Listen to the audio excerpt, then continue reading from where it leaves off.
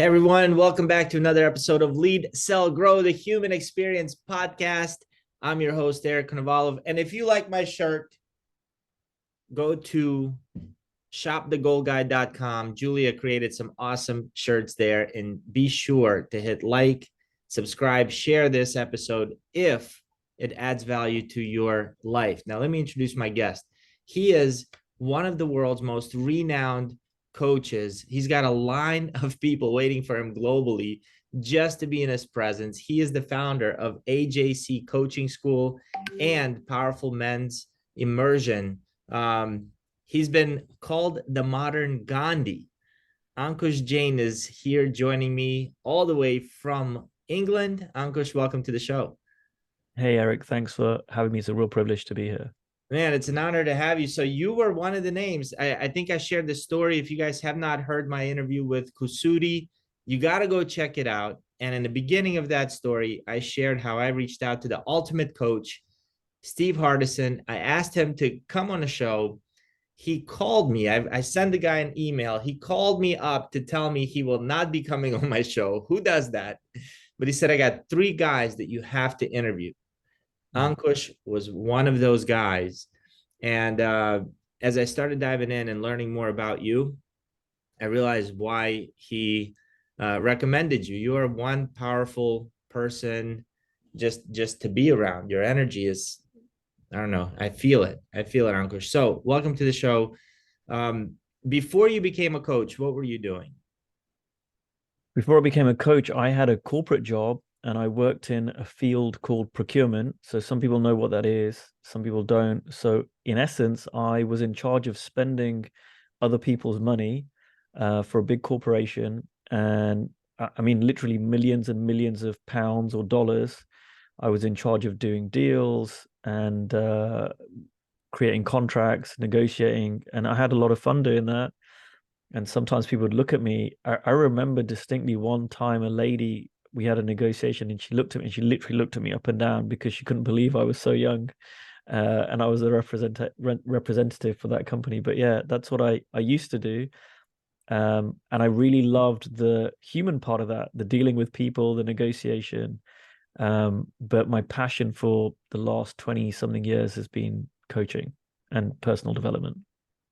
So can you walk us through first of all, a lot of people I think get coaching wrong because there's a whole lot of 20-year-old life coaches running around these days. When someone says coaching to you, like what does coaching mean? Could you define it? Man, that's such a great question, and I love your interview style. I listened to your interview with Kasudi. You're a fantastic interviewer. Thank you. Yeah, coaching, it's one of those things that everyone thinks they know what it means, or a lot of people do. For me, coaching is somebody who helps you have a different future than the default path you were on, right? So in very broad terms, you hire a coach, and this is the same in sports, it's the same in life coaching, it's the same in business coaching. You're on a certain trajectory and you hire a coach. The purpose, I mean, if it's successful, is that you end up with a better outcome. You end up in the place that's better than you would have ended up had you not hired a coach. Now, within that, you can have, this much change, a tiny bit of change, or you can have a huge change. And so there's every different kind of coach, there's every different kind of style. Everyone does it their own way, and the impact is also very different from different coaching. But I'm a huge fan of the profession. I'm a huge fan of coaches. Yeah, I am as well. That's an interesting definition. So let me ask you, what's the difference between a coach and a mentor? And again, this is just me. I'm not a like Oxford Dictionary guy where I'm Not the going to pull out dictionary. the right. I'm not going to pull that out for you. So this is just my thing. Mentoring for me is more of a person who is kind of like a guide. And certainly when I had mentoring when I was younger, I had certain mentors, and they were there more less so to kind of day to day coach me, but it was more like, hey, you might want to consider this, you might want to consider that. I actually think that some of the best coaches don't do pure coaching, and people may disagree with me. People may not like that. I know some schools of coaching who might like me saying that, but I found the people that I've hired and the people I've worked with, the best people who've helped me have often been a mix of coaching, mentoring, a little bit of teaching, Mhm. It's been whatever I have needed as a client in the moment. And my particular approach with clients, and this has been from day one, is like, I have a guide around what you can do or should do or what coaching is. And then there's like, mate, you're on the front lines, right? You're in the trenches with people. It's like whatever the client needs in that moment, what can I do to help? Helping a client to me is more important than doing things right. I love that. And when you say pure coaching, there's a belief out there that pure coaching isn't telling or teaching anything. It's helping through asking questions, helping the client uncover the answers. Is that correct? Absolutely. And I've done some training. I wanted to train in that. So I did a course on that where and it was Nancy Klein's course. It's very powerful. It's great. There's a way of listening where you hardly say anything. You just totally get out of the way. And I've experienced it. It's very powerful. I don't want to knock anything. And there's some very powerful coaches who do that. And I think this is still a very new profession. It's still evolving, it's still growing. And like I said, for me, it's been really helpful when I've had moments of teaching from someone I've hired who, in the broad sense of the term, we're calling them a coach. Yeah. So that's kind of the model I learned. And then I remember sitting with a client as I was learning this, and I'm like, I have advice. I'm not giving advice here. I've just got to keep asking questions. It was so unnatural, but so powerful, done right. And then I hired a coach who I really respected, and he was more of a mentor than a coach. He's like, what are you trying to do? What are you doing now? Okay, do this, and this. All right. Tell me how that Yeah. went next week. And I loved it because that worked as well. So I absolutely love that you're very flexible and you are being who the client needs you to be when they need you to be it. Yeah. That's the first time I ever heard that definition. So how does somebody, I mean, we have coaches and trainers listening to this. Most coaches are not successful. What's different about you, and why do you have a line of people waiting for you from all over the world? It's a really good question. And it's not a dark art. When I started coaching, it seemed like a little bit of a dark art, this piece around sales and enrollment, and like, where are all these clients hiding? And you hear these things about high value clients, get high ticket clients, get this, get that. And I'm like, man, is someone got some secret like little portal where they go out and they find these people? And what I learned over the years, and I'm very grateful to a guy called Steve Chandler, who's known as the godfather of coaching. I worked with him for 8.5 years. And I was a sponge. I just absorbed everything I could from him. And I believe he's one of the greatest people in the world around teaching coaches enrollment. Was it's not actually this dark art. It's replicatable. It's doable for anyone. And really, I love it. Steve Hardison once said, uh, don't look for high value clients, be a high value coach. And I totally subscribe to that. And one of the things that people used to get upset at me for was when I started coaching coaches a few years ago, because so many coaches were struggling. That's, it's the same story. Hey, I'm a great coach. People love talking to me. They give me great feedback, but I'm not full. I don't have clients. And I'd say, well, maybe you're not as good as you think you are.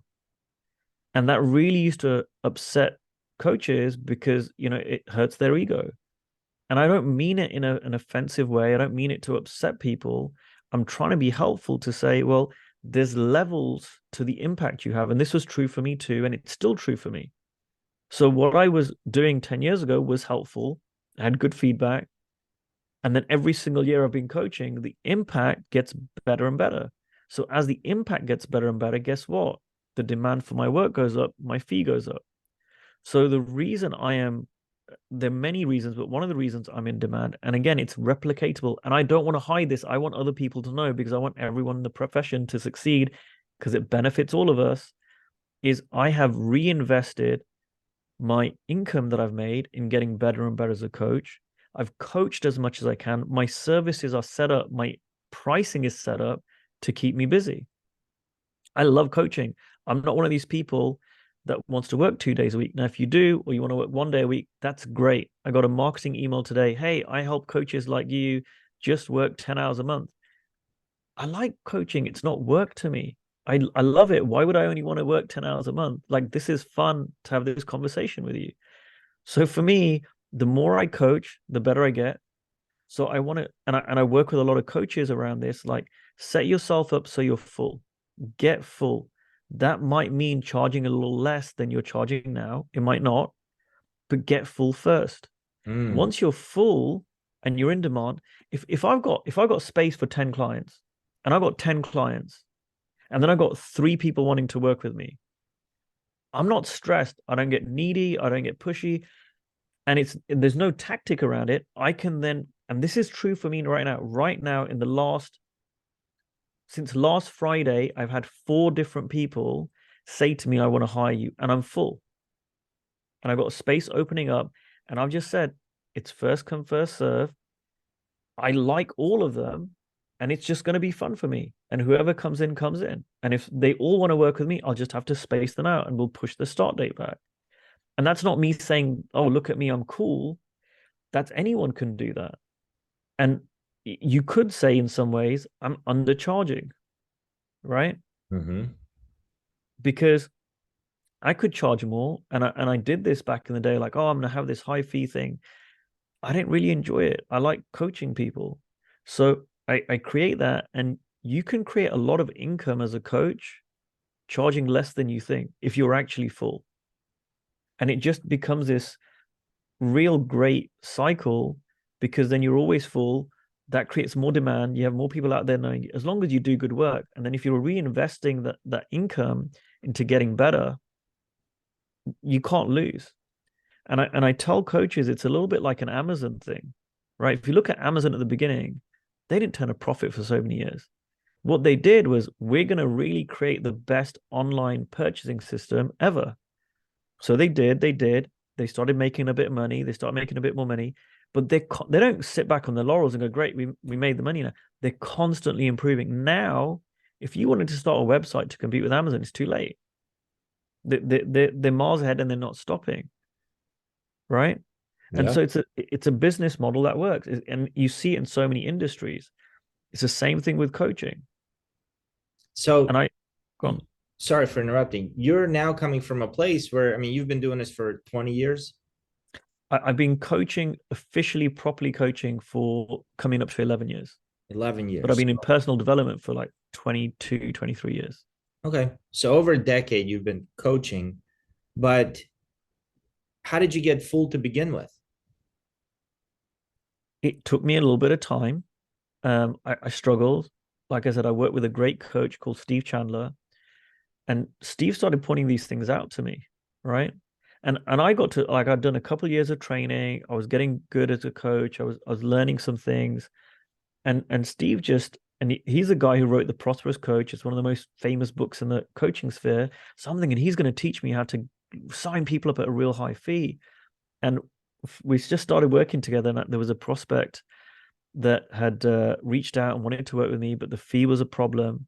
So I was like, all right, Steve, like, let's, help me. Like, what cool things am I going to say? And he's like, why don't you just offer her to work with you session by session? And if you could have seen me, you'd have seen my jaw drop, because I was like, you're the prosperous coach guy. What do you mean charge session by session? And he said to me something I'll never forget. He said, if you're a coach and you want clients, and someone wants to work with you and you're not working with them, you're not a professional coach. That really hit me. I was like, damn. He goes, look, she's willing to pay you something. You got a ton of space in your calendar. Why are you not working with it? Yeah, if you're full down the road, that's different. But for right now, get her in. So, and I didn't do that a lot, to be fair, but I started finding ways to get people in the door. That could have been offering payment terms. It could have been offering session by session. It could have been doing a starter package. There were different things I did, and just through practice, through getting coached, I just kept getting better. I kept getting better, and I had this in my head anyway. There's a great saying by Bill Gates, which I love, which is, we overestimate what we can do in 2 years, and we underestimate what we can do in a decade. So in my head, I was like, right, don't judge us until you're a decade in. Just keep going, keep going, keep going. And don't get me wrong, there were times when it was lean, I wasn't making as much money as I wanted to, but I was like, don't judge it until 10 years, just keep going. And I was in this for the long term.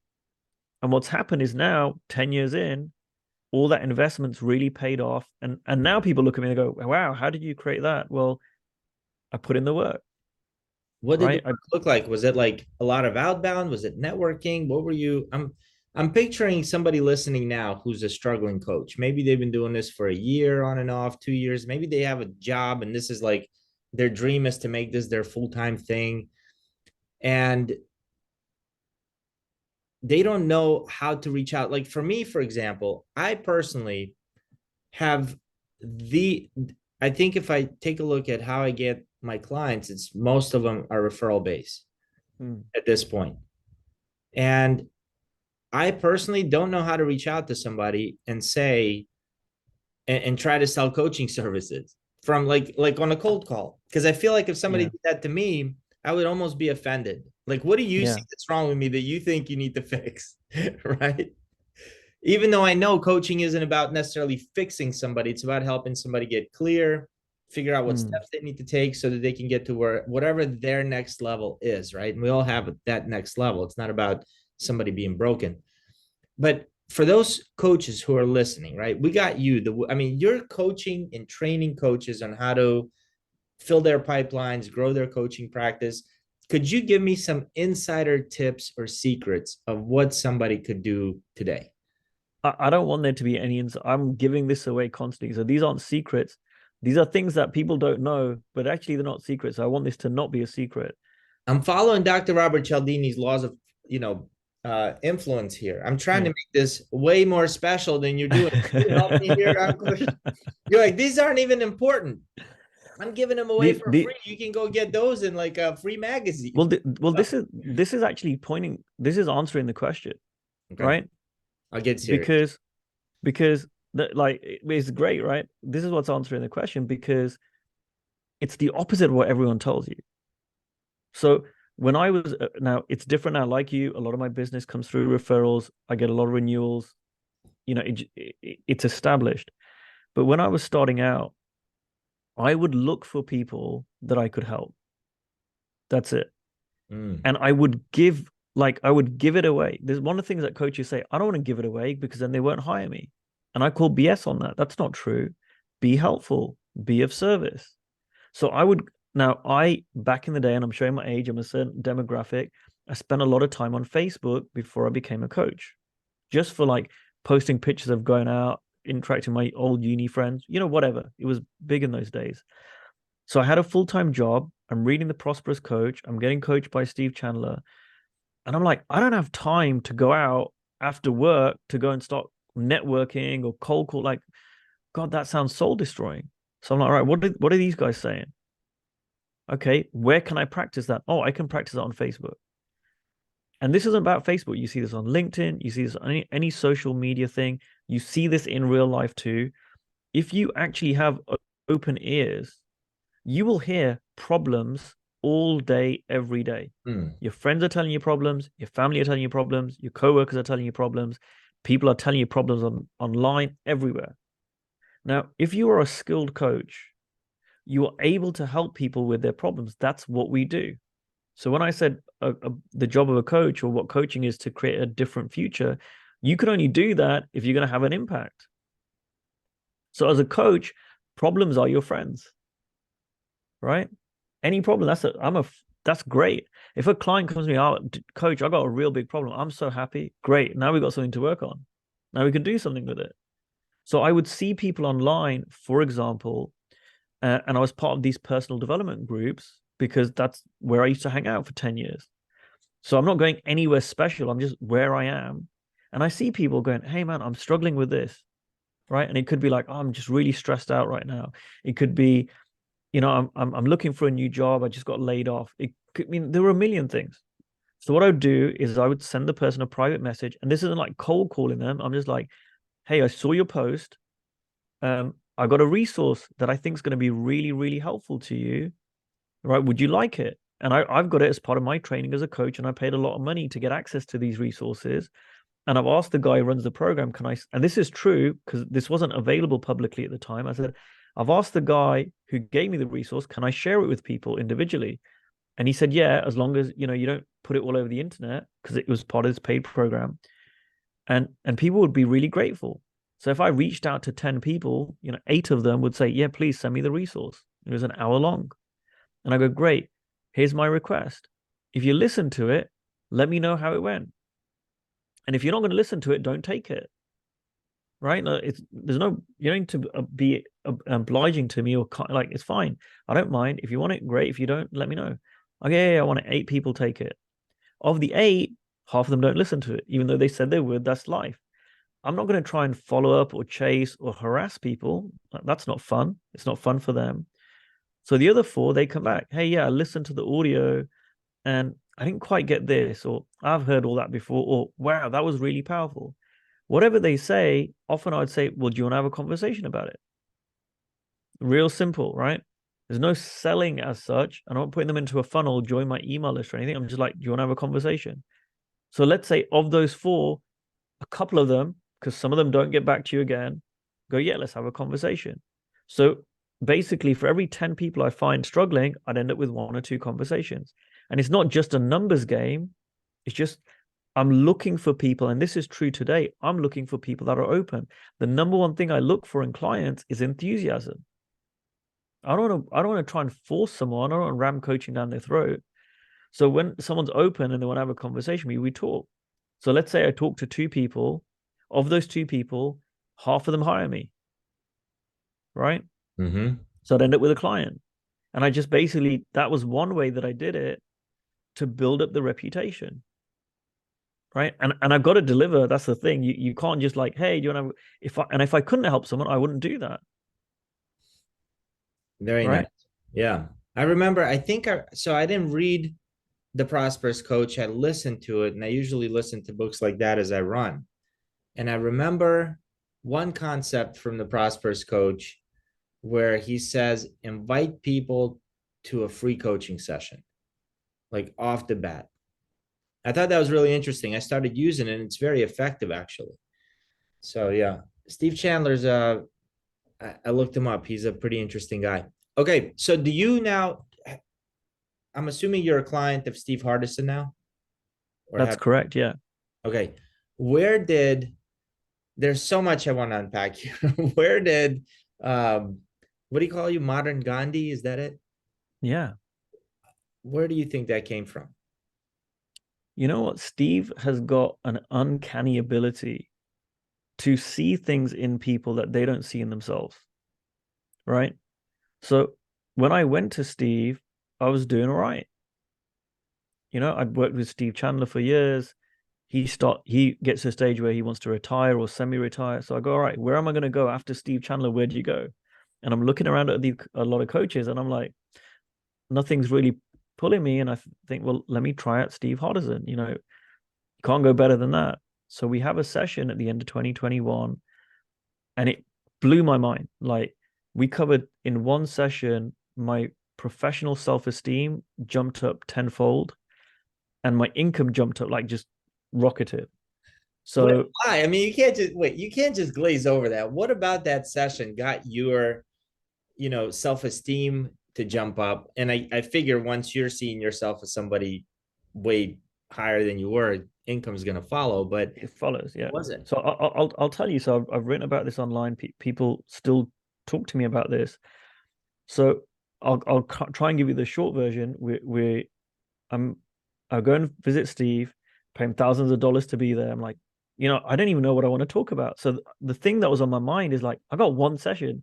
What am I going to bring to this one session to, like, that's worthy of, the ultimate coach? And so I kept thinking about it. And then we were outside his office, because you don't get just to walk into his office. That's a sacred space for him. So we spent some time in his lounge. We walk around his garden. This whole bit of time we spend to prepare us to go into his office, right? Before we go in the office, he gives me a copy of his book, or the book that his wife published, called The Ultimate Coach. And he goes, you got something pretty rare, because he goes, I don't sign books, and he doesn't. So I got a copy, and he'd written this amazing acknowledgement in there. And one of the things he'd written in there was, he goes, of all the people that have ever come to see me, and he's coached hundreds of people, if thousands, I'd put on Facebook, I'm going to go and see Steve Harrison. I had like 250 people like that post and dozens and dozens of comments. Good luck. This is amazing. And that's really nice. And I thought, oh, that's all about Steve. And Steve goes to me, he goes, that doesn't happen. Because I've never seen anyone have that kind of response and the love that they generate from people online. It's a really lovely message. And in my head, I'm going, yeah, this is part of his pattern. This is what he says. He says this to people. So I just go, all right, thanks. And in my head, I'm going, yeah, yeah, yeah. This is what you do. You're going to try and upsell me. You're going to sell me something else. So I was just very, very skeptical. So we go in the room, we sit down, and he goes, all right, what do you want to coach about? And I go, do you know what? I'm just going to lay it on the line, right? When we were outside, you said this thing. Now, I know enough about Steve. All the evidence tells me he doesn't BS. When he says something, he means it. So I said, you got a reputation for saying exactly what you mean. And even then, when you said something like that, I filter it. I don't accept the acknowledgement. And what I know is I knew enough. I was like, I think that's good. That's getting in my way. And I kind of like almost gave a tiny little bit, turned into the greatest coaching session ever. And he starts talking to me about if we don't accept acknowledgements, right? We are creating ourselves as that, right? We're pushing it away. And I don't even remember exactly what he said. He goes, I'm going to do something you'll never forget. Now, when I'd gone to see him, I wanted to take him a gift. And I'm like, what am I going to take this guy, a gift? He's like a greatest coach in the world. He's got like a bowl from the Dalai Lama that someone's gifted him. I'm like, what am I going to take him? And my wife went, let's take him some like British food. So we got like, packet of crisps and some English chocolate. And, we took that, and which he loved. So he goes, I'm going to go and get the box of chocolate. He goes, I'm going to get something. He comes back with a box of chocolates that I'd gifted him. And he goes, this box of chocolates is going to represent like a compliment or an acknowledgement. Okay. And he'd already explained it, but I don't know why it hadn't landed. He goes, I'm going to be you and you're going to be me. You're going to give me the box of chocolates as like I gave you an acknowledgement, and I'm going to show you what you do. Now, in my head, I thought he was going to go, no, thank you. Like I'm turning it away. So I go to give him, and he takes ages to explain it. I go to give him the box of chocolates. He slams it out of my hand so freaking hard. Like it goes flying across the room. He didn't mean to hurt me. He went with force. He whacked my hand. Like it stung a bit. Did he take the chocolates and smacked you, or no, he just slammed Okay. it at my hand. And and I'm 5'7", and he's like over 6 foot, right? Like he's a big dude. And I'm just there, and I'll be honest, like I was pissed. I was like, the feeling I had in me was just anger. Like I was really angry. Like, what the fuck, dude? Am I allowed to swear? Yeah. I've done it, right? That is So I was like, word? yeah. So I was like, what? And he looks at me dead in the eyes. He meets my intensity, and he goes, that's what you're doing every time you don't accept an acknowledgement. And it really, like, it landed, dude. I was like, shit, that's what I'm doing. Why did you think that was holding you back to begin with? I don't know. Something just told me, like, it's a weird thing because until that moment, it hadn't occurred.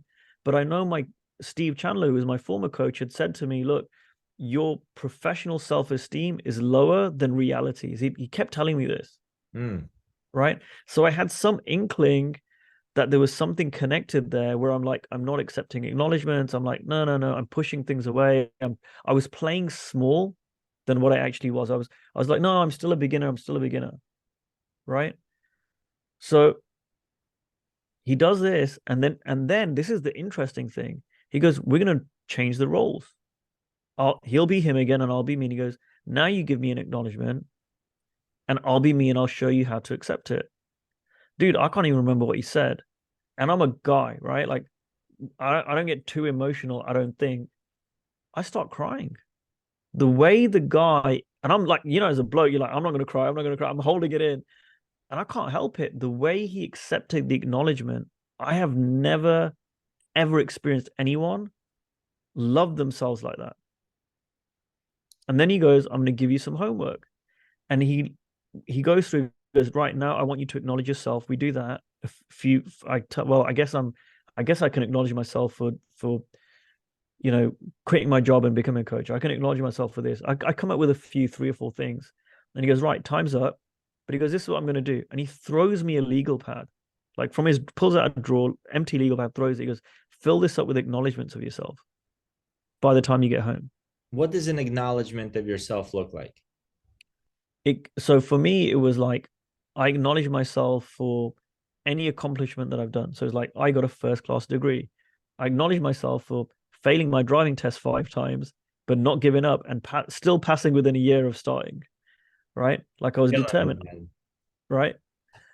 And I had loads of things that I was like, I acknowledge myself for this. And I started filling this pad. And after 2 pages, I'm like, all right, that's got to be it. And he's like, no, fill the pad. So I kept going and I'm finding more things, finding more things. I'm struggling, I'm finding more things. It took me a week to fill that pad, like literally 80 pages. I've still got it upstairs.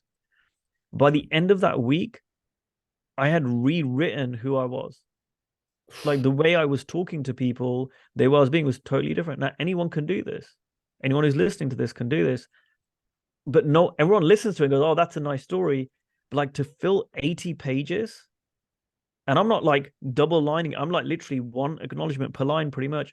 I filled 80 pages. That's a lot. You know, that can't not have an impact on you. Do you go back and read it, or do you I've read it a few times. Funny thing, I felt great, and then I felt like I started to slip. And I posted about it, and Steve went, read it every month. So I actually read it a couple of times, and I'll be honest, I haven't needed to read it. It just got so ingrained in me now. I've still got it, so I can pull it out and read it. I could add a whole load more onto it now. And I'm not saying that arrogantly, it's like it just changed something. And it's not arrogance. It was like I was living in it, and I don't know if this is a British thing, I don't know if it's a me thing, an English thing, but I was like false humility. Oh, I can't say I'm great. I can't say I'm good at this. You know, if I accept it, if you say, hey, Kush, you're an amazing coach, I'll be like, well, I'm all right. You know, I'm not too bad. Mm-hmm. That was like a cultural thing that I would do. But then I was kind of programming my mind to go, yeah, you're all right. What do you say now? I'd say, Kush, you're an amazing coach. I'd say thank you. I really appreciate that. Like genuinely, I really do. And I've worked really hard to get myself to this stage. So I really appreciate you saying that. And I'm still in the progress to keep getting better. But I really appreciate you saying that. It's interesting you bring this up. Just today, I met up with a coaching client of mine. He looks at me, and I'm training for a marathon now, so I'm shaping up a little bit differently. He looks at me, he's like, man, every time I see you, you look better. And I kind of said, oh, you know what it is? I just buy smaller shirts to make my arms look bigger. Yeah. It's that. It's that thing. It wasn't, hey man, thank you so much. I work really hard at it, busting my ass. My feet feel like they're broken 24/7, but that's what's causing it. Yeah. That's interesting. And even when I was interviewing Kusudi, I don't know if it was during the interview or after the interview, we had a conversation. And he's like, Eric, you're phenomenal. Yeah. And internally, I got pissed off. I'm like, I don't like dudes telling me I'm phenomenal. Like, it's just, that's pretty interesting. All right. I have to know, could you help us? Could you just give me an example of how you remember Steve accepting those chocolates? So I tell you what he kind of said that he was going to do, but like the experience, you can't replicate the experience, right? But he basically accepted the acknowledgement. So what he said to me is, when you accept acknowledgement, the minimum you have to do is say thank you. Like if you can't do anything else, just say thank you. Someone says, hey, Eric, you're getting in better shape. Minimum, just say thank you. Just at least accept the chocolates, right? But if you want to take it up, you got to tell people what that means to you. And it's like when someone gives you a gift. If you've ever been to someone's house and you give them a gift and they go, all right, cheers. And they put it like, hey man, I spent time finding, especially if you spend time finding a gift for someone and you put some thought and effort into it, you want to see them really like it. Right. So when someone's giving you an acknowledgement, it's a gift. So at least you can say thank you. So start with that. But better than that is tell them, like, oh, you got me this gift. Wow, thank you. That means so much to me. And you got to be sincere about it. If it doesn't, don't. But when someone's giving you a sincere acknowledgement, like you said, hey, you're looking in great shape.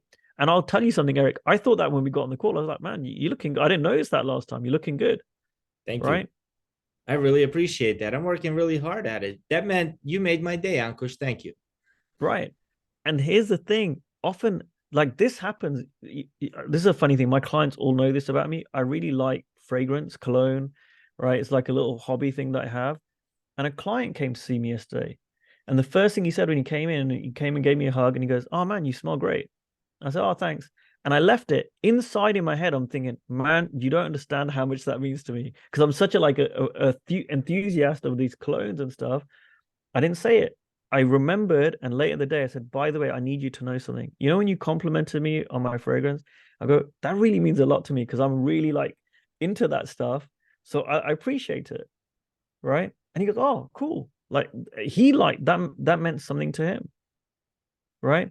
So when we tell people it's not about BSing people, it's just being real. Like if you work out in the gym, like I've been working out too in the gym, and people notice that really means a lot because I'm putting a lot of time and effort and energy into it. Mhm. Right. I like it. I like it when people say, "Hey man, I can see the difference." But what we end up saying is like, "Oh, really? Oh, it's nothing. Oh, wait another few months." Right? Or I'm just buying smaller clothes, right? Yeah. Whatever it is. We push that away. We're knocking the box of chocolates away. So what Steve did, to answer your question, is he accepted it so graciously and just told me how much it meant to him, the acknowledgement I gave, which I acknowledged him for all the little details he put in. And he basically spent a good few minutes explaining what that meant to him. Dude, it was, I've never, again, I've had people just knock it away. At best, they say thank you. Or they can be arrogant about it, like, "Yeah, I know all that." It wasn't that. It was really sincere, heartfelt, what it meant to him. Wow, it was powerful. What are some of the things he said? You know what? I can't even remember exactly, but it was about the journey he'd been on to get there because he wasn't born that way. And like they say, you don't remember what people said, you remember how you feel, like, or how they made you feel. I remember the feeling I had of it. The feeling of just being there was like, this guy, I'll tell you what made me emotional. It was like, this guy really loves himself and not in an arrogant, like show off love. Like he really loves himself. And it brought me to tears because I realized in that moment I didn't love myself. And this guy's doing it. That was what was powerful. Why is loving yourself so important? Man, it's everything. That's been, we talked about this before we started recording. A lot of my journey over the last year and my work with Steve since that session has really been a journey of self-love. And it's not been something we've talked about per se. It's not been a thing we've tried to aim for, but it's been an outcome of the work we've done, which is looking about who I'm being in the world. Right.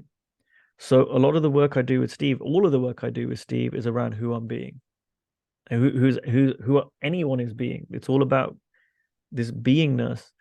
And who I was being most of my life was pretty unkind to me, not really nice to me, right? If and this, I'm sure it wasn't just me. If most people look at their self-talk, it's not particularly kind. And Mm-mm. we've all heard things like, "Hey, if you talk to other people the way you talk to yourself, you wouldn't have any friends." I think that's true for most people, but I just accepted it as, well, that's just the way it is. And what I've learned is I cannot be loving to other people if I'm not loving to myself. I can only give to others what I give to me. So, and this is like in every area of my life. So it's not, I've had a shift in myself to go from, it's not about arrogance. It's not about, "Oh, I love myself, I'm so amazing." It's like, no, I am amazing, and so is everyone else. The more I love myself, the more I'm able to love others. It's really the greatest service to humanity. The more I wake up to my own divine love, or and it's not about being religious, but it's like when I wake up to that, and every spiritual tradition will point to that. No spiritual tradition will go, "Well, some of humanity is a piece of shit," right? Every spiritual tradition will point to the perfection in every single person, right? At the core. Well, if I wake up to that in me and see that, well, man, I got so much to give to the world, and that's what's happening. So much, on a micro level, I've got more to give to my son, I've got more to give to my wife, I've got more to give to my clients. But then on a macro level, I've got more to give to my community, I got more to give to society, I got more to give to the country. How do you make that transition from, you know, just not loving yourself to loving yourself? Because I don't want to say not loving yourself because that's so intentional. I don't think anybody intentionally doesn't love themselves, right? We just Yeah. judge ourselves. We're harsh on ourselves. Somebody, I don't even know whose quote this is. It's not mine, but we only think good of ourselves in rare moments or something along those lines, right? So how do you make that transition? So besides writing out the 80 pages, let's say somebody does Yeah. that, do they automatically start loving themselves? It made a massive shift for me. That's a good start. And I'll tell you why it works. It works because language creates our world. Anything that we create is created through language, right? So the language we use about ourselves creates our self-image, right? We have got tons and tons of reps. You go to the gym, you're doing an arm curl, right? The more reps you do, the bigger your bicep gets. We've been doing tons and tons of reps of dismissing ourselves, being unkind to ourselves, right? I would say stuff like, "Oh, I'm such an idiot." Like I would say that all the time. Well, I'm doing reps on that. So I'm building the muscle of creating myself as less than, creating myself as small, creating myself as insignificant, creating myself as stupid. What I if did all that for the evidence all my life. points to that though? It's a chicken and the egg. Well, if you create that, what comes first? If you constantly are saying that to yourself, that's what's going to show up, right? And like Kasudi said this as well. If you plant an apple seed, you're not going to get an orange tree. Now, whatever seed you plant, you get the fruit. So when I'm telling myself over and over again, "Hey, I'm a bit stupid," I'm going to find evidence for that. That's what I'm going to get in the world, right? Now, some people say, "Well, that comes first or this comes first." Hey, test it out. You don't have to take my word for it. Test it out. So when I started changing the language I use for myself, and it starts with accepting acknowledgements. Thank you. I really appreciate it. I've been working on it. That's one piece of it. You write 80 pages. That's another piece of it. I'm changing the language I have for myself. Some of the most powerful work I did with Steve was something called a document. And I spoke it to you, when we originally spoke a few weeks ago. I create myself every single morning and every single evening. I have a list of statements that I say that I've learned off by heart, which are not just affirmations. They were part of a process that has been the deepest change work I've ever done in my life. And I've been around a lot of personal development. We found out the most unkind, horrible listenings that I had for myself, thoughts I had about myself. And we went through a process of forgiving them. And Steve taught me this process. He does it with all his clients now. I had to really genuinely forgive those listenings, and it was tough. When I created them first and wrote them down, like, dude, I didn't want to look at it. I was shaking. It was the worst stuff I believed about myself. What was on that list, or a couple of things that you're open to sharing? Like, like one of them could have been, like, I'm stupid. Like that was just like, and it's not surprising that I keep saying it to myself all the time, But why right? why would you believe that? I mean, you're a successful coach. You're able to afford Steve Hardison, fly from UK to here. You got people waiting for you to coach them. Where is this "I'm stupid" coming from? Well, here's the thing. It's all created via thought. There are so many people. You all know someone, and I'm talking to everyone who's listening to this. Everybody knows someone who's drop dead gorgeous, and all the evidence says and shows that they're gorgeous. They don't believe it. I Right. remember years ago there was an interview with Megan Fox. She'd just been voted sexiest woman in the world, I helped with that vote. Yes. right? And they interviewed her, and it was for one of these men's magazines. And they said, you voted sexiest woman in the world, and do you think you're so sexy? Do you think you're sexy or something like that? And she goes, you know what? I like my hair and I like my eyes, and I would change everything else about me, Oh, right? And we all know people like that. We all know people that, despite the evidence, they believe something different. So you're right. There was tons of evidence, and someone might have even said, "Well, here's all the evidence that why you're not these things," and I would have had an excuse. yeah, that's Yeah, but logic. you don't know this. You don't know that. You don't know me like I know me, Yeah. Huh. right? No one is more powerful than you to create your world. If you've got a belief about yourself that I'm not in great shape or whatever, I'm not very bright or I'm not particularly attractive or whatever it is, It doesn't matter if everyone in the world is telling you the opposite. No one trumps you, right? Your belief, that's the strongest thing. Not even Like God. Like, that's like Dr. Maxwell Maltz's psycho-cybernetics, right? We'll never outperform our own self-image. that's it. But okay, so let me ask you this. Let's say you're stupid, I'm stupid, I'm stupid, I'm stupid, I'm stupid. You've stacked, you've created that now. Now you have Yeah. evidence to prove you're stupid. How do you, now that there's so much physical evidence, how do you create new evidence? Like when you say, I create myself every morning, I kind of think I know what that means. I've read the Ultimate Coach book. I've talked to a few of you guys who Mm. have been coached by Steve, listened to every video there is about him. So I think I have somewhat of an idea what that means. What does it mean to you to create yourself every morning? So here's what's really important. This is where it's different to an affirmation. And I've helped, I don't know, maybe 40 people in the last 9, 10 months create their own document. And I'm a little bit reluctant to give you the process because people are going to listen to the process and think that's it. It's not. When I create this with people, we typically do it in person. We typically do it over a number of weeks, and it takes time. There's a deep process. So I'm very reluctant to share it, not because I don't want to share it with people, but I'm reluctant because I don't want people to miss it. Like I could write it down in an ebook in 2 or 3 pages, and I know it wouldn't do anything for anyone. But there's a process where you forgive yourself, and part of the process is you ask yourself, what is more true? So you take the statement, well, what is more true? And you ask your subconscious. So all the statements that come out, they're not just opposites of my old statements. I'm asking myself, I'm asking my subconscious, what is more true? And these things emerge. They're like, and sometimes I work with clients, there'll be a thought that comes through and they dismiss it. And I'm like, don't dismiss it. Whatever's coming through, say it. Because it doesn't sound like it fits. Right. Like sometimes someone will have a thing come through to say, oh, I'm a child of God. Where did that come from? Because it doesn't sound like the opposite of I'm stupid, but it's more true and it's kind of covering that. So when people create their documents, it's not me giving it to them or Steve giving it to them. They are creating it from their own inner consciousness.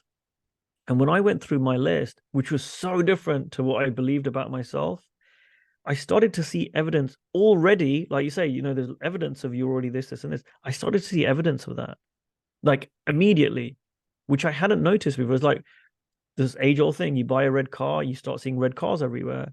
You start telling yourself, you're like one of my lines is I'm the perfect height, weight, and shape for me, right? I start seeing evidence of that. Whereas before I was like, oh, I wish I was, there's that song, I wish I was a little bit taller, I wish I was a baller, right? Like it changes. I start seeing evidence of it. But then here's the other piece around creating myself. It's not just about saying some words or affirmations. I've got to be it. So every single line in my document, I say it, it's true. And there are unlimited levels that I can step further into that. So, for example, one of my lines is, I'm an amazing husband and father, right? I didn't believe that before. I start saying it. I start saying, do you know what? I'm not so bad. Yeah, I can see this. And then I start finding ways. Okay, if I'm really being an amazing husband and father, what does that look like? All right, I can do this. I could do that. I can be this way with my wife. I can be this way with my son. And I start, and I mean, this is really like my relationship. My son, he's 3.5, has changed so much over the last year. It's been about a year since I've had my document because I say this every day, and I'm not just saying it, I'm making a commitment to like be it. So there's always opportunities. So one of the things, for example, was we go to this soft play center. We um we bought him an annual pass for it. And what I said to my wife is this is really great because it's going to hit a number of things in my document. One, it keeps me fit and active, right? Two, it's me bonding time with my son, right? Three, I'm being an amazing husband because there's two of us that go. So my wife gets a bit of time to do whatever she needs at home, and we're out of the house for a few hours. Like it's hitting several things. And what's happened, that's just one example of a way that I've stepped into this document, whereas it's embarrassing to admit, but before I would have ignored that, like, oh man, I'm busy, right? Like, oh, it's the weekend. Yeah, great. I can spend a bit more time with my son, but all right, I could do a little bit and then I'm done now. Now that's shifted. Now I really am present with him and really enjoy spending time with him. And I see it's reflected back. The way he interacts with me is very, very different. Because Right? you're coming from a place that you're an amazing father and husband. Absolutely. Got it. And then and the times when I'm not being it, but if I'm saying it twice a day, like there are times when maybe my wife and I have had a disagreement and I'm in a bit of a mood. Yeah, shocker, I'm the only one that does that, right? So I'm in a bit of a mood, and then I go to bed and I'm saying my statements. I'm an amazing husband and father. And I just catch myself like, this is your ego, Kush. Mm. So I'll go and I'll apologize, I'll do whatever. And it just changes things. And it's weird, like over the last year, the number of times my wife has said to me, she goes, thank you so much, or you're so different. You wouldn't have done this before. Whereas before, I always felt like I had to prove my personal development to her, like, hey, I'm really different. Look, I'm doing this, I'm doing that. I don't need to do that anymore. She sees it. So the change in me is so tangible. And she knows my document. My son knows my document. I say it out loud and they hold me to account. So something happened at the weekend and I was maybe judging somebody, let's say that. And my wife went, how does this align with your document? Mm. Don't you Right? hate that? No, I don't I'm actually, kidding. I used to, but now I'm like, no, because this is so important to me. I'm like, no, thank you. And I reflect on it. No, you're absolutely right. And I started going, okay, if I was really coming from my document, how would I be in this situation? Oh, I would be different. And I fire off a communication to this person, which is a much more loving communication than where I was coming from in my head, which was just judging them. Mm. So is the document more than an I am statement, or it is your I am statement? It's a series of I am statements that I have. I don't know, about 50 of them or something. There are a number of I am statements that I say every morning, every evening, but they're like my personal manifesto. They're like my North Star. They're my guidance around like this is how I'm committing to live my life. Could you share Right? it with us? Yeah. You got a couple of minutes, I'll speak the whole document to you. Go for it. I am loved and I am loving. I'm gorgeously lovable, even when they don't know it. I'm complete and whole. I am that I love me. I'm elegant, sophisticated, and charming. I'm hot stuff. I'm a catch. I am that I make being Indian sexy. I'm the perfect height, weight, and shape for me. I'm a role model for fitness. I'm powerful beyond measure. I'm a master of self discipline. I am that nothing is beyond me. I'm decisive and bold. I'm tenacious, determined, and never give up. I'm an amazing husband and father. I'm powerful presence and deep listening, especially with my wife and son. I'm an incredible lover, partner, and friend for my wife, Yamini. I'm a role model for my son. I am that I see and bring out the best in others. I am that I positively impact everyone. I am that I have no competition. I'm a master of my craft and I keep getting better. I am the real deal. I am the wealthiest man in the world. I live in an abundance of health, wealth, and happiness. I'm a master creator. I'm unlimited potential. I'm uniquely talented. I am that I connect effortlessly with anyone and everyone. I am the distinction relationship. I am that it's none of my business what anyone thinks of me. I am that I'm equally comfortable with others as by myself. I'm deep empathy and loving kindness. I am that I give freely of my time, energy, and resources. I'm wise beyond my years, intelligent and witty. I'm straight facts. I am that you can count on my word. I'm one of the bravest people I know. I am that my soul is eternal. I'm a child of God. I'm divine perfection in that everything I do is perfect. I'm God's pure love. I'm a role model for success on my terms.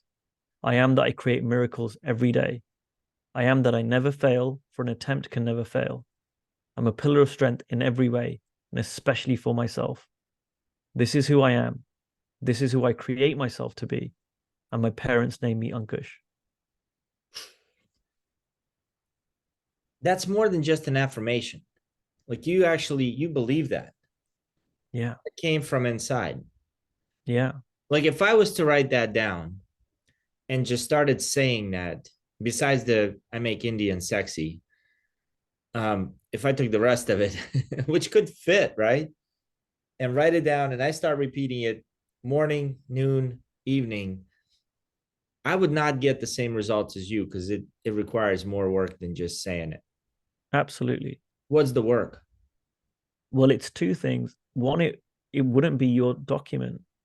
So the process I've gone to come up with a particular set of statements is those are the set of statements which kind of come from or are rewriting what I didn't believe about myself. Mm. Now, there's a bunch of things that other people have in this. I've heard other people's documents, they're great. They have things in there which they've got, which are totally different to mine. Now, I don't just take, oh, that sounds cool, let me stick it in mine, because I might not have the thing that is getting in the way of that being true. So these are the kind of the core statements that are the antidote, if you like, to the listenings I've had about myself, which are the most negative. And here's the other piece. It's not just about saying it, it's about doing it. So I'll give you one quick example. So one of my statements is, I'm one of the bravest people I know, because I didn't believe that about myself. Now, when I create the statement, I go, okay, I can see ways that could be true because I quit my job with nothing to go to. I've done all this stuff. But my wife laughed. My wife always takes the spiders out in our house. Right? She goes, really, are you being that? So long story short, we go to a kids' party in December, and there's a guy. It's called a petting party. So this guy comes along and he brings all these animals, and the kids, they're like all 3 years old. They get to touch and play with the animals, right? And she goes, "Oh, I hope people don't mind. There's going to be a tarantula there." Now, when she said the word tarantula, in my head, I was like, I want to burn the house down. Like I'm not stepping in that house, and like I had such a big fear of spiders. So we're driving down, and my wife and son are asleep, and I'm just saying my document to myself over and over again, just saying it to myself. And I wasn't saying it for this. I was just saying it to myself. And we get there, and I'm like, all right. And the guy comes in, and I'm feeling fear. So the guy comes in, and I'm like, right. People start going into the room. I'm gonna go there. So we go there. I'm like, all right. So where's where's the tarantula? And I also have a fear of snakes. There also happens to be a snake there. And people are going to say, are you going to touch it? Something? We're like, no, no, no. I don't like spiders. And I'm like, oh, I don't mind. So I also realized I'm a role model for my son. I don't want him to catch my fear. So my wife and I, we go in with my son, and they start getting the animals out, and he starts easy, right? He starts with like a terrapin or something, and I'm like, all right, I'm gonna hold it because I need to show him it's okay. So I hold it. Then he gets out the iguana. It's like, oh, I don't really like this. Okay, look, come on, I can hold it. You can touch it, and we just go through, and then the snake comes out, and another dad's holding it. I'm like, right, I'm the bravest person I know, right? I'm one of the bravest people I know. I hold it, right? And I'm doing it. And we eventually go through, and then the tarantula comes. And two or three people do it. And I'm like, I don't want someone to like freak out. I need to go before I get too scared. And I hold the tarantula, and there's a video of me doing it. And it's a massive, like it's a huge spider on my hand. And the weirdest thing happened, right? And I'm not saying, oh, I was cool. Like there was still a lot of energy like going through me, but I'm holding it. I'm like, it's beautiful. And when we leave, I'm like, I'd be open to having a pet tarantula? Like that. I went from I want to burn the house down to when I actually did it, I was like, this is pretty cool. And the guy was telling us, oh, please be fragile. He goes, don't hold it if you're going to get scared because this skeleton is on the outside. He goes, if you get scared and throw it, it'll die because when it lands, right, it can't survive it. So I started realizing, like, hey, I'm scared of it. It's actually a really delicate creature, right? So when I do something like that, now when I say that statement, I'm kind of building on what was there before, right? Another thing is I'm scared of heights. For years, I was like, I'm not going to jump out of an airplane or anything. My brother's done that loads of times. Well, now I'm like, well, if I'm being my document, if that opportunity comes up, I'll do it. That doesn't mean I'm not scared. It means like, no, my document, what I'm committed to is bigger than what I'm feeling in the moment. And so when I do it, I expand my comfort zone. Now I'm being it. Have you done it? I will. I'll tell you now. At some point, I'll do it. All right. Yeah, no, that's my probably biggest fear is jumping out of planes. I think I got to do it too. Awesome. Ankush, This has been such a great interview. What are you working on now? You know, the two things that so I have my one-on-one clients, but the two things that I'm working on is I do this men's immersion. So I do it twice a year. And they literally are, I created what I always create things that I would want to join. And I think I got a pretty high standard. So when I started running these, I was like, man, I would just not attend most stuff that's out there. So I started asking myself, well, what would I? And then I created that. And then I was like, well, I wouldn't go back again. Okay, well, what would make me go back? So I do this twice a year, and every time I make them better. And it's been really cool. I get some very interesting people from all around the world who've come to that. So that's the thing that's the most favorite that I do. So I'm running one in a few weeks' time. I've got two next year. And then the other thing I'm doing, What I mean, why would a man go to your men's immersion? well, they typically go to it because this is the funniest thing. I always ask them on the first day, why are you here? And they go, you know what? We can give you a bunch of reasons, but the truth is we don't know. There was something about you or the conversation. I just knew I needed to be here in this room. What'd you tell Right. him? Um, I just talk to people. Like you said, there's an energy. I talk to people and I keep it open enough. It's a small enough group that I'm basically coaching people one on one, but in a group like for 7 days. And everyone gets what they come to get. So people go, I want to improve my health, I want to make more money, I want to have a better relationship with my kids or my wife or whatever it is. People have some stuff that they come with. That's done. And then they get a whole load of extra stuff as well. And for me, it's like changing the thing because so much of the men's work is, like we're going to go out in the woods and chop wood, or there's all this like, the feminists are fighting with the pro men's movement, and I just come in right in the middle and go, no, there's a different way of being to be a powerful man, and it's finding your inner power. And being a powerful man, to me, it's like the same thing about loving myself. When I love myself, everyone wins. When men step into their true power, which is an internal power, everything changes externally and no one loses. Right. And we've had people bring everything to that. They never sign up for it, but I've people bring in that we've been cheating on our wives. We've had people, we've been abused as kids. We've had, people say, I still am going to the death of my father. I mean, anything you can think of, and I'm not a therapist, but anything you can think of, people bring into that space. And my job, it's a co-creation, is to create that safe space where anything can be said. No one takes the piss, right? And I have my skill is as a facilitator and coach to work them through that thing and get them to the other side where it's no longer an issue. If anything, it can be their superpower, right?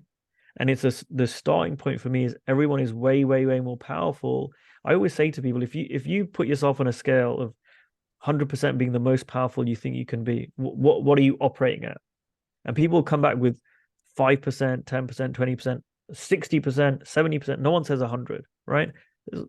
And what I say is, okay, so what we're going to do is we're going to increase that percentage. But here's the other thing we're going to do, which is really cool. Whatever you think 100% is, it's more like 1%,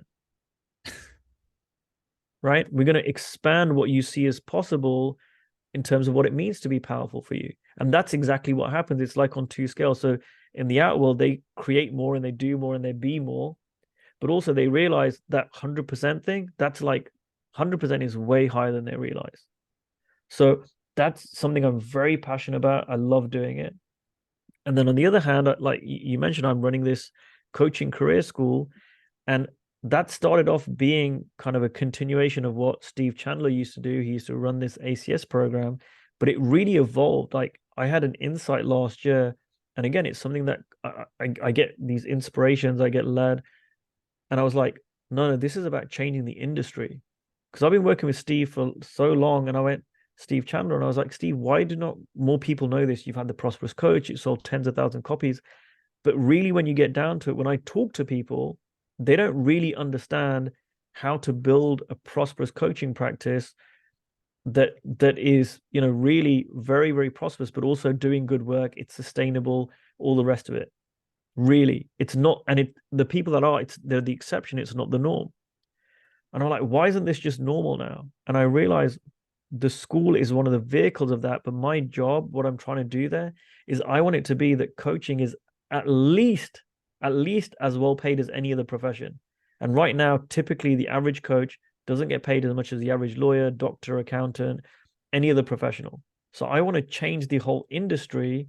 And I used to say I want to put marketers out of business. I don't say that anymore. It's not about marketers, but I want to change it so that it's just normal. It's just normal for coaches to be really prosperous and do it ethically, right?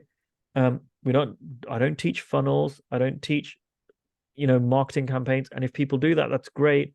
But what I'm teaching people is a way of being with someone else so powerfully that they hire you, they tell other people about you, right? It's just like you say, it's referral, word of mouth, and it just grows and grows and grows and grows.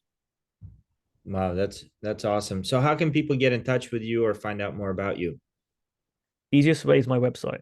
So it's ankushjain.co.uk, ANKUSHJAIN.co.uk. Awesome. Ankush, it's been such a pleasure. I know it is getting late where you are. Your kid's already asleep. And I don't know, I can't express enough gratitude for you coming on, sharing, and just being with an open heart.